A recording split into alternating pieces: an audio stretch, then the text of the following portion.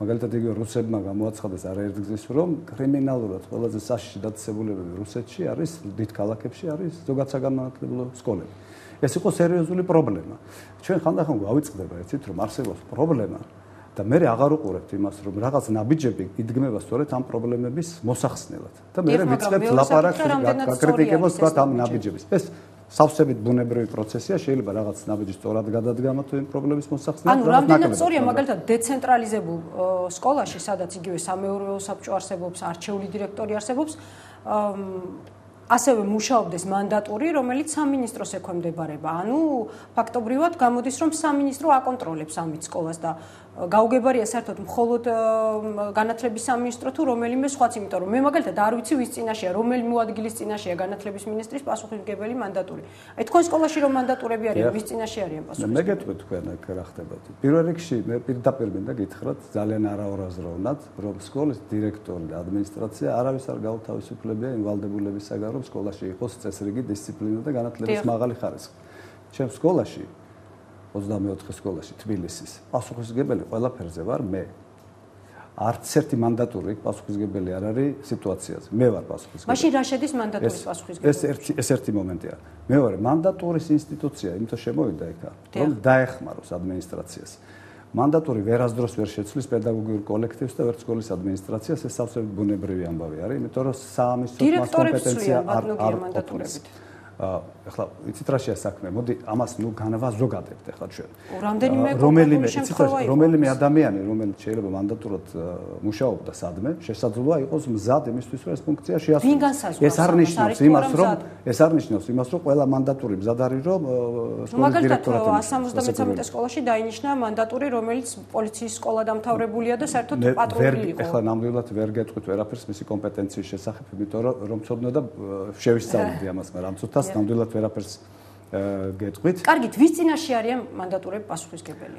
მანდატურები პირველ რიგში ძალიან აქტიურად თანამშრომლობენ სკოლის ადმინისტრაციებთან, ჩვენთან ასეა და ასე უნდა იყოს ყველგან. როდესაც რაღაცა პრობლემა არის თქვათ, რა, მანდატური ვალდებულია რომ მე შემატყობინოს ეს და მე უნდა მივიღო გადაწყვეტილება იქ. მანდატური არ არის პასუხისმგებელი? ამ შემთხვევაში ვალდებულია, უყურეთ როგორ არის მას უწერია ეს დადებულებაში. ეს ვალდებულია რომ მე შემატყობინოს თუ რამე ნახავთ. მაგრამ ვის ექვემდებარება? რომელ მოადგილეს განათლების მინისტრის? მე ვერ გეტყვით ახლა ამას, მაგრამ ის ცხადია მანდატურთა ინსტიტუცია ექვემდებარება განათლებისა და მეცნიერების სამინისტროს. ისინი ჩვენ შტატში არიან. აი ვთქვათ რაიმე დააშავა მანდატურმა, ვის წინაშე აგებს ის პასუხს? თუ რამე დააშავა მანდატურმა, მე სავსებით ვარ უფლებო მოსილი, რომ ამის შესახებ მივმართო განათლებისა და მეცნიერების სამინისტროს. თუ დავასაბუთებ, რომ ეს ნამდვილად ასეა, მე არ ამგონია, რომ დაახანოს ძალიან სწრაფმა რეაგირებამ. ბატონო, დღეს სურათი იქმნება ასეთი, რომ მთელი აქცენტი არის დისციპლინაზე გადატანილი და გასაგებია, რომ ეს საჭიროა მანდატურის ინსტიტუტის მეშვეობით თუ სხვა რომელიმე, ასე ვთქვათ, ხერხით და გზით. მაგრამ ხომ არ გვრჩება გვერდზე თვითონ განათლება. მხოლოდ საატესტატო გამოცდებით ამაღლდება განათლების დონე ჩვენ სკოლებში? მე ბოლო რამდენიმე ხანია სულ ამაზე ვოცნებობ, სიმართლე გითხრათ, რომ ვინმე ეს კითხვა დამისვას რა ხდება ამ მიმართულებით. იმიტომ ყველას აინტერესებს რაღაცა, ხან სკანდალი აინტერესებს, ხან ის იქ ვიღაცამ რაღაცა როგორ იჩხუბა და ასე შემდეგ. და ძალიან იშვიათად ვსვამენ ამ კითხვას საკუთრივ განათლების ხარისხთან დაკავშირებით რაც ხდება. უნდა გითხრათ, რომ არ არის სწორი ის თეზისი, რომ მთელი აქცენტი გადატანილი არის დისციპლინაზე. დისციპლინა სერიოზული აქცენტი სჭირდებოდა, იმიტომ რომ ის იყო პრობლემა, რომელიც ჭამდა განათლების ხარისხს ჩვენ სკოლებში. აი პირდაპირ გეუბნებით. ამ საკითხის მოგვარების გარეშე, იმის გარეშე, რომ თქვა ბავშვი დაესწროს, გაკვეთილს, წარმოუდგენელი იყო ხარისხის ამაღლება. თქვენ თუ არ მოხვალთ შეთა გაკვეთილზე, უკეთესად როგორ გასწავლეთ მე ეს გამორიცხული ამბავია ეს. მაგრამ ისე უბრუნდები, რაღა მანდატურის ხელით უნდა ვაიძულოთ ბავშვს. არ არის მხოლოდ მანდატურის ხელით. აქაც ხომ არის мотиваცია, ინტერესი. აქ არის მშობელთა პასუხისმგებლობაზე ლაპარაკი. აქ არის თქვა იმაზე, რომ თუ კი სკოლა, ადმინისტრაცია ვერ უზრუნველყოფს თქვა რაღაც სიტუაციაში დისციპლინის დაცვას, როდესაც მასწავლებლის კომპეტენციის მიღმა დგას უკვე თქვათ აქტივობა ბრძოლებში გამოვიყენებ სიტყვას მოსწავლე. მაშინ შეიძლება ესენი ჩაერთონ, მათი ფუნქცია არის პრევენცია, დანაშაულის. კარგი, მოდით განათლების თემებს დაუბრუნდეთ. მანდატურებს, მოდით იმაზე მეტ მნიშვნელობას მივანიჭებთ ჩვენ, ვიდრე მათი ფუნქციით არის განსაზღვრული. სკოლაში მთავარი არის ადმინისტრაცია, მთავარი არის პედაგოგი და მთავარი არის სასწავლო და აღზრდობითი პროცესი. ეს ასე იყო, ასე იქნება. კარგი, სასწავლო პროცესი. ანუ რა შეიცვალა ამ მიმართულებით? გარდა საატესტატო გამოცდებისა, რომელიც პრაქტიკულად უფრო ალბათ ამოწმებს სკოლების დონეს. რატომ სკოლების დონესაც ამოწმებს და მოსწავლეთა ცოდნის დონესაც ამოწმებს. ეხლა თქვენ მინდა თუმცა ბატონოგია, თუ ასე ვთქვათ, შემოწმებაზე ვსაუბრობთ, მოსწავლეს მთელი სწავლების წლების მანძილზე, არა 12 წლის მანძილზე აქვს შეფასებები. აქვს იგივე წლიური შეფასება, მაგრამ პრაქტიკულად წლიური შეფასება კარგავს თავის წონას გამოცდასთან შედარებით. ამ შემთხვევაში სკოლას რა ფუნქცია რჩება? ანუ აღარ ენდობიან სკოლას, აღარ ενდობიან პედაგოგს, კლასის დამრიგებელს?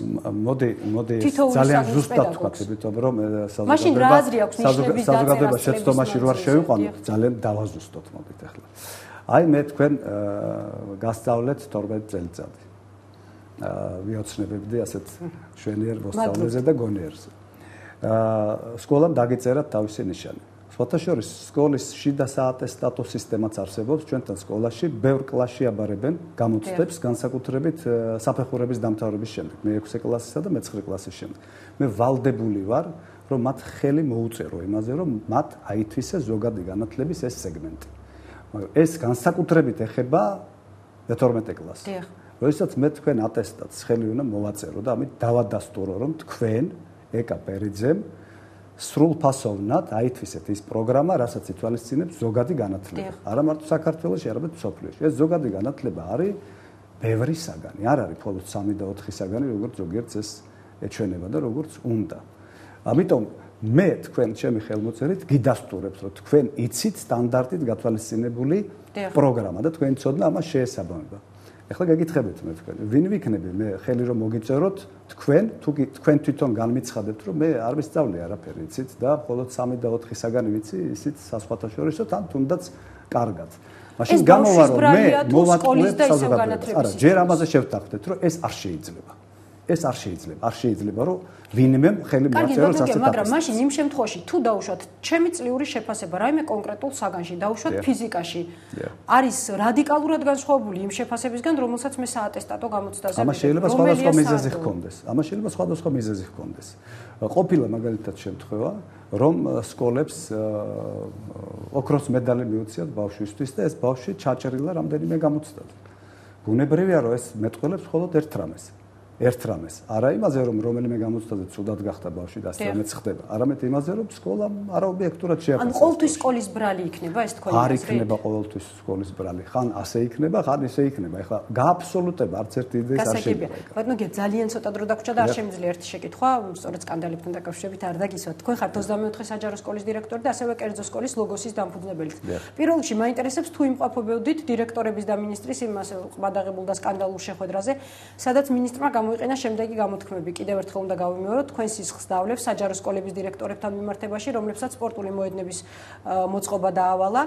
60 მილიონს ახლა ყელიდან ამოუღებ, ეს ეხებოდათ კერძო სკოლებს უკვე და მათ ხელმძღვანელებს და ეხებოდა მოსწავლეთა ვაუჩერების თანხას, რომელსაც სამინისტრო გადასცემს კერძო სკოლებს ყოველწლიურად. თუ იმყოფებოდით ამ შეხვედრაზე, პირველ რიგში მოგესწრებით. იმყოფებოდით. კარგით, მაშინ მაინტერესებს, სხვა შორის მინისტრი თვითონ არ უარყოფს, რომ ნამდვილად მიმართა ამ გამოთქმებით რაღაც მომენტში დირექტორებს. უბრალოდ ერთ შეკითხვაზე მიპასუხებთ, თუ არის ეს დემოკრატიული ქვეყნის განათლების მინისტრის მეტყველება? და როგორ ფიქრობთ, ნებისმიერ დემოკრატიულ ქვეყანაში, დაუშვათ საფრანგეთში, გერმანიაში, ბრიტანეთში მსგავსი, ასე ვთქვათ, ვერბალური გამოთქმებით რომ გამოსულიყო განათლების მინისტრი თუ დარჩებოდა ის თავის პოსტზე? ყოველთვის ეკა უნდა გაითვალისწინოს ადამიანმა, მათ შორის მეტყველების შეფასების დროსაც ყოველთვის უნდა გაითვალისწინოს გარკვეული კონტექსტი. და ყოველთვის უნდა შეინარჩუნოს იუმორის გრძნობა, დავამატებდი ამას. მაგალითად, როდესაც ეს სიტყვები ითქვა, იყო ძალიან ესეთი, რა ქვიან, ძალიან თავისუფალი რეჟიმი ურთიერთობის, როდესაც ლაპარაკი იყო ერთ ძალიან მნიშვნელოვან საკითხზე ჩვენი ქვეყნისთვის.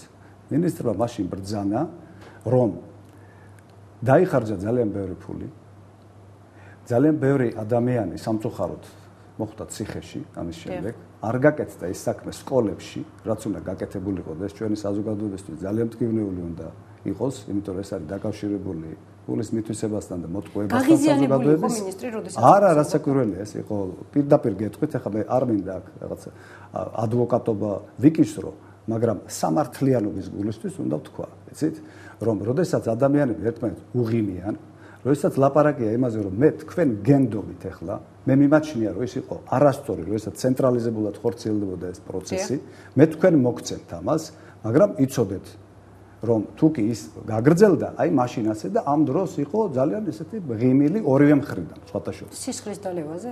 ნუ, ახლა, აბა თქვენ როგორ უნდა აღიქვათ ეს ამბავი? მე ამის აუდიო ჩანაწერს ორი გზა არის, იცით ესე. ანუ უნდა აღიქვათ იუმორით, ანუ უნდა აღიქვათ პირდაპირ.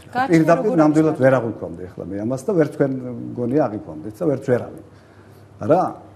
კარგით, როგორ ფიქრობთ, სხვა ქვეყნებში როგორი რეაქცია იქნებოდა მინისტრის აი ესეთ გამონათქვამებზე? ჩვენ ვიცით, რომ საზოგადოება დემოკრატიულ ქვეყნებში ძალიან მკაცრია ხოლმე ასეთი. კიდევ ერთხელ გეუბნებით, ახლა მე თუმეტეს განათლებაზე ვსაუბრობთ, ბატონო გია, განათლების სამსწრო. მე არ მინდა ახლა გავაიდეალო რაღაცა სიტუაცია ან ჩვენთან ან სხვაგან, მაგრამ პირდაპირ გეტყვით რა.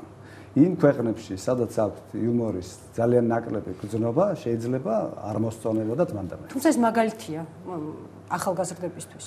მათი მინისტრია. ხო, ბუნებრივია, მაგალითია ყველაფერი, მათ შორის ისიც რომ ადამიანს ჰქონდეს ის რაც მე თქვენ წეგარ მოგახსენებთ, იუმორის გრძნობა. დიდი მადლობა. მადლობა. ჩვენი სტუმარი იყო გია მურღულია, დღეს ამით გემშვიდობებით, ხვალაც საათზე ისევ შევხვდებით ერთმანეთს. მშვიდობიან ღამეს გისურვებთ.